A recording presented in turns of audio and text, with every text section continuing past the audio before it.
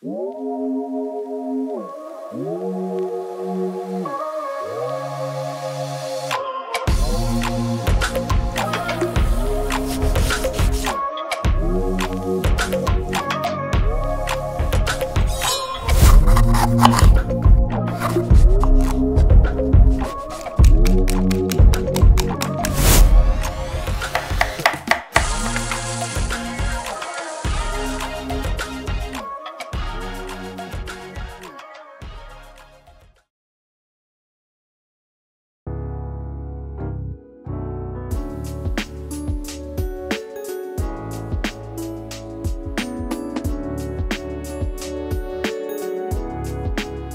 à tous, bienvenue dans Saveurs sans limite, l'émission dédiée aux amateurs de cuisine, pour qui la gourmandise n'est pas un péché et pour qui manger rime avec santé.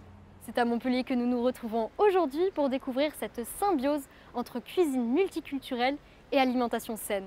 Nous allons nous pencher sur une nouvelle manière de consommer sans pour autant se priver. Je vous laisse tout d'abord découvrir un reportage d'un restaurant mexicain qui met autant un point d'honneur sur votre palais que sur votre santé. C'est dans les petites rues de la Comédie qu'on retrouve Nachos, un joli restaurant mexicain. Cet endroit chaleureux propose une diversité de saveurs riches en épices. Nous allons explorer comment cet établissement réussit à harmoniser plaisir et alimentation saine avec l'équipe d'Adrien. Aujourd'hui, Nachos, c'est l'engagement d'une cuisine inspirée du Mexique, faite maison, avec des ingrédients qui sont soigneusement sélectionnés, cuisinés sur place, quotidiennement.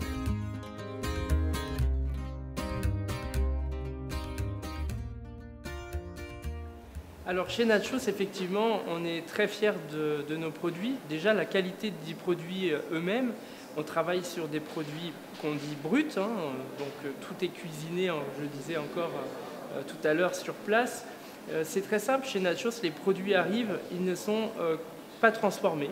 C'est-à-dire que lorsque la tomate est découpée, elle est mélangée aux oignons rouges qui sont eux-mêmes découpés, puis à nos épices, et tout ça arrive dans l'assiette directement. Donc, sans transformation, on peut effectivement considérer qu'on a une nourriture très saine. Après, bien sûr, la base de la cuisine mexicaine reste le riz, les haricots.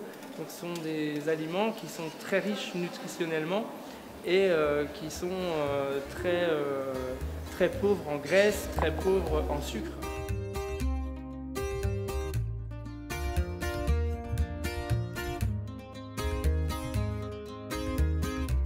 Nachos permet de manger sur le pouce en composant des plats sains et équilibrés tout en gardant la générosité des repas mexicains.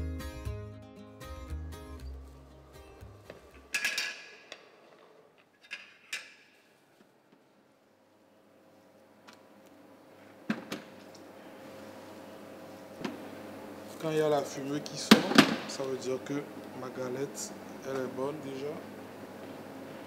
Là, je vais ajouter du riz mexicain. Du riz à la tomate.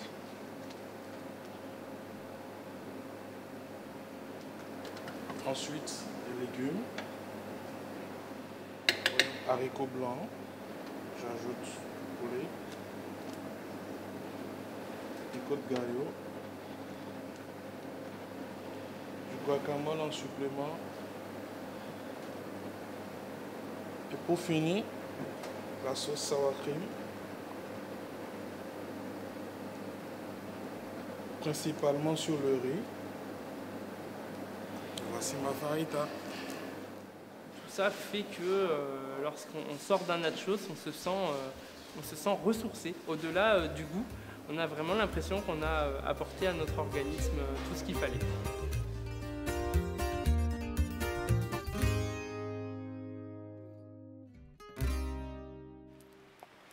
Comme vous avez pu le voir, Nachos est un restaurant sans prise de tête.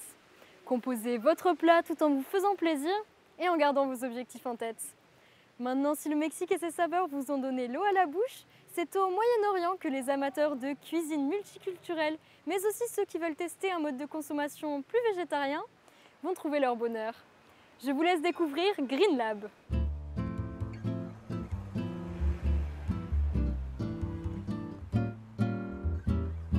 Située rue de l'Université, cette enseigne offre des spécialités traditionnelles israéliennes.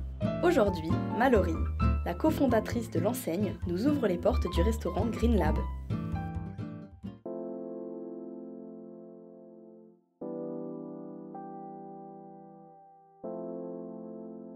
Alors du coup, je me présente, je m'appelle Mallory.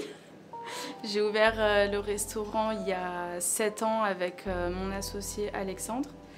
On a tous les deux un parcours différent. Moi, j'étais dans mes études et j'ai fait après une année en Erasmus. Donc quand j'étais en Finlande, j'ai découvert un concept autour des falafels qui m'a fait adorer le falafel. Je le connaissais déjà parce que j'ai ma famille qui est juive et j'ai baigné dans ça quand j'étais petite. Mais là, je l'ai découvert avec l'univers street food, comme un peu les kebabs ou les burgers, ce truc que tu as envie de manger comfort food. Et je l'ai redécouvert. Ça, c'est une machine. Si c'est pour un pain, c'est 3 machines. Si c'est pour une assiette Green Lab, c'est 5 machines. Si c'est une assiette hummus, c'est 4 machines. Et voilà, donc c'est ici, ça va cuire. Au maximum, ça va prendre 5 minutes de cuisson. Une fois que ça va se cuire, ça va être comme ça. Donc ça, c'est la deuxième étape, ça. Ça, c'est cuit. Tomate, ça, c'est un genre spécial. Ça, c'est red peas. Ça, c'est salade. Ça, c'est chou. Ça, c'est aubergine. Ça, c'est tomate.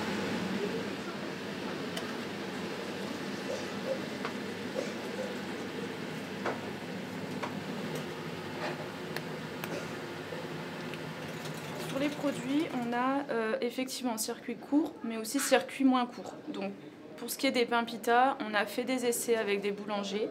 Et les pains pita, on n'a jamais réussi à avoir la qualité qu'on avait besoin pour les farcir. Donc c'est un peu technique, mais c'est par rapport à la mie et la cuisson.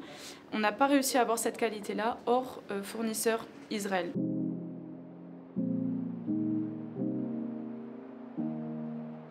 C'est des pitas qui sont fabriqués en Israël, livrés ici surgelés directement.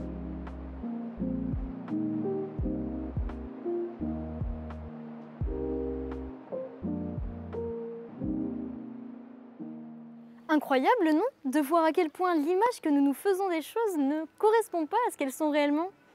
C'est pareil lorsque vous cherchez ou que vous vous rendez dans un restaurant. Et si pour vous les restaurants multiculturels ne correspondent qu'à une seule identité culinaire, alors vous serez surpris.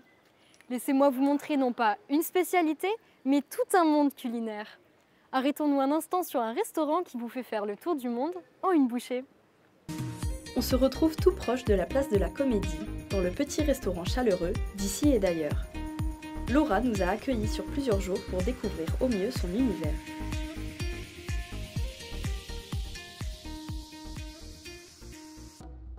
Je m'appelle Laura, je suis bolivienne, ça fait plus d'une vingtaine d'années que j'habite en France. Je suis venue faire mes études à Nîmes, à Vatel, à l'école hôtelière, où j'ai rencontré mon mari. Je suis restée du coup, je suis partie à Paris, au Plaza Athénée pendant 4 ans. Mon chef de Paris, on est parti au Pays Basque, où on a eu une étoile Michelin.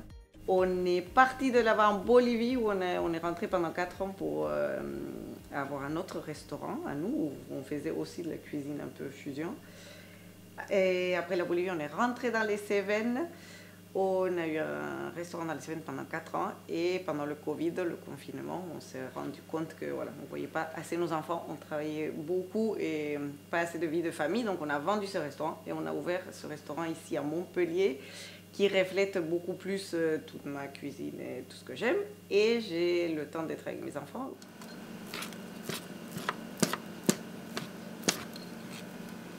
Alors ma cuisine, ce qui la caractérise le plus, c'est que c'est du fait maison. 98% fait maison, parce que j'achète les boudoirs pour le tiramisu. Mais la plupart, c'est vraiment une cuisine qui reflète des voyages, qui essaye d'avoir des saveurs qui vont surprendre les gens qui n'ont pas, ou du piquant, ou des associations, ou du salé sucré. Et tous les plats sont vraiment différents et uniques.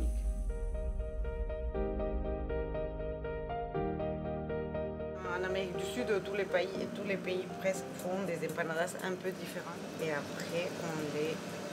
Je ne sais pas comment on dit ça en français. Repulgar. C'est faire comme ça, les fermer en faisant une petite torsade.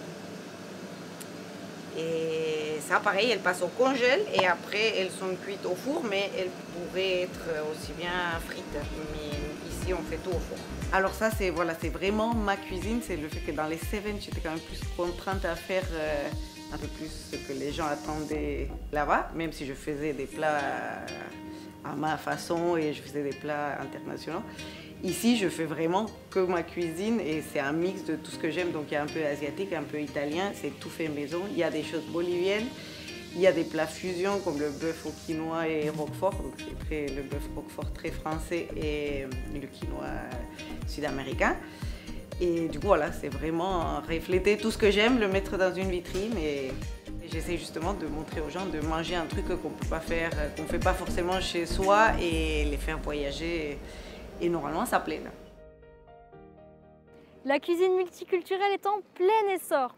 L'Office du tourisme de Montpellier recense une 60aine de restaurants de ce type dans la ville. Aujourd'hui, nous avons fait voyager vos yeux et votre palais au gré des restaurants de Montpellier. La semaine prochaine, nous nous retrouverons à Nîmes pour découvrir un autre type de cuisine, sans gluten cette fois-ci. D'ici là, je vous souhaite une bonne journée et à bientôt dans Saveurs sans limites.